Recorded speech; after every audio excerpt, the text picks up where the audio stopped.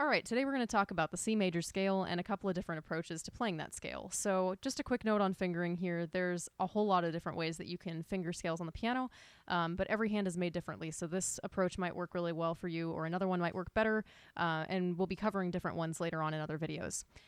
So just a quick review of what the notes are in the C major scale. We're going to start here. This is C4, this is C5, and we're going to go C, D, E, F, G, A, B, C. Remember, C major, it can be an easier one to start with because we're playing all of the white notes and none of the black notes. So again, that's just going to be C, D, E, F, G, A, B, and C. And then coming the other direction, it's just the opposite. C, B, A, G, F, E, D, C. So let's start by just reviewing the numbers that we assign to our fingers when we're playing the piano. So here's my right hand, and we're going to start with our thumb, which is going to be finger number 1. The pointer finger is finger 2. Your middle finger is finger 3. Your ring finger is finger 4, and your pinky is finger 5. And then same thing over here on the left hand, which looks the mirror of your right hand, of course. Your thumb is still finger number 1. Your pointer is still finger number 2. Middle is finger 3. Ring is finger 4, and pinky is finger 5. So we're going to start off with playing the scale with our right hand. We're going to just start with an ascending scale, which of course means that we're going to start at the bottom of the scale and go up to the top. And we're going to start with our thumb on middle C here. So you're looking down over my keyboard. This is middle C, C4.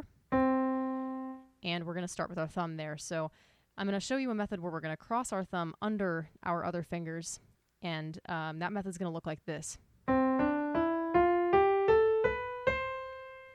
So let's break that down. We're going to start out by going finger 1, 2, 3. And then we're going to cross the thumb under to F. 1, 2, 3, 4, 5. So let's see that again. 1, 2, 3. Under with your thumb. 1, 2, 3, 4, 5. If you're playing multiple octave scales, you might want to cross a second time so that you can keep playing that scale fluidly. But for now, we're just going to work on a single octave scale. So once you've gotten all the way up to the top, we're going to talk about the descending scale, which is the one that starts at the top and goes down to the bottom. And for the descending scale, we're going to do the exact opposite of what we did with the ascending scale. So you'll start with your pinky, your fifth finger, and then go down 4, 3, 2, 1. Then you're going to cross over this time with your third finger to E, 3, 2, 1. So let's see that again. We're going to go 5, 4, 3, 2, 1. Cross over with your third finger, 3, 2, 1. All right. So there's another method that uses similar fingering to this but doesn't cross the thumb under like this, but rather we move our whole hand. And that can work better for some students. So let's, I'm going to go over this technique here now. So it's going to be the same fingering, that same 1, 2, 3, 1, 2, 3, 4, 5, but instead of doing a cross, we're just going to move the hand over. So it's going to look like this. Let's see that again.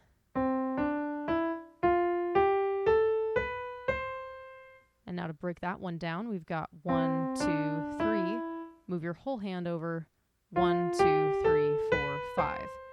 And for this, and actually similarly when you're crossing your hand, you want to make sure that you're landing with one finger on each note here. So your thumb's going to be hovering over the F, your second finger over G, your third over A, fourth over B, and your pinky over C. So that second method for the ascending scale is going to look like this. Now, similarly to the thumb crossing method, the handover method is going to be the opposite in the descending scale that it was from the ascending scale. So you're going to start on your pinky just like you did before, come down to your fourth, third, second, first, but instead of crossing, we're going to move the whole hand, third, second, first. So it's going to go 5, 4, 3, 2, 1, 3, 2, 1. See that again, a little slower. 5, 4, 3, 2, 1, 3, 2, 1. So let's do the ascending and descending scales together. I'm going to show you the thumb cross version first and then the handover version. So this is going to be the crossing version, ascending and descending.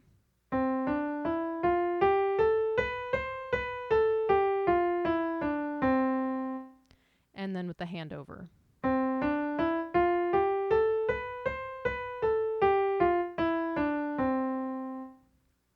All right, so now that we've got the right hand down, let's talk about the left hand. So starting again, C4, and we're going to play it with our pinky this time in our left hand. And we're going to do the same thing that we did for the descending scale in the right hand. So you're going to start with your fifth, and then fourth, third, second, first, and then we're going to cross over with our third, second, first, right? This is, of course, the crossing method. So you're going to go 5, 4, 3, 2, 1, 3, 2, 1. So let's show that a little slower. We've got 5, 4, 3, 2, 1. Cross over with your third finger. 3, 2, 1.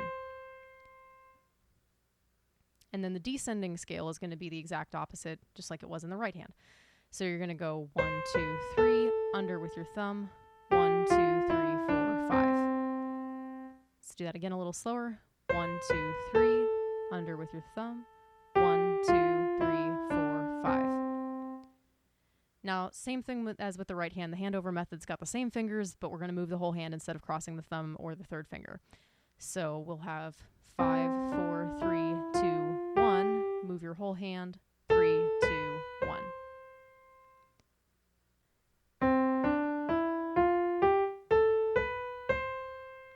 And similarly, the descending scale is just going to be the opposite of the ascending scale. So you'll have 1, 2, 3. Move your whole hand. 1, 2, 3, 4, 5. See that a little slower. 1, 2, 3. 1, 2, 3, 4, 5.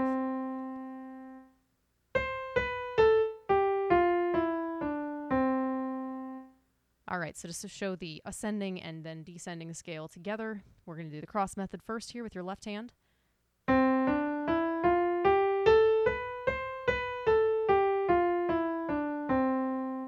And with the hand over method.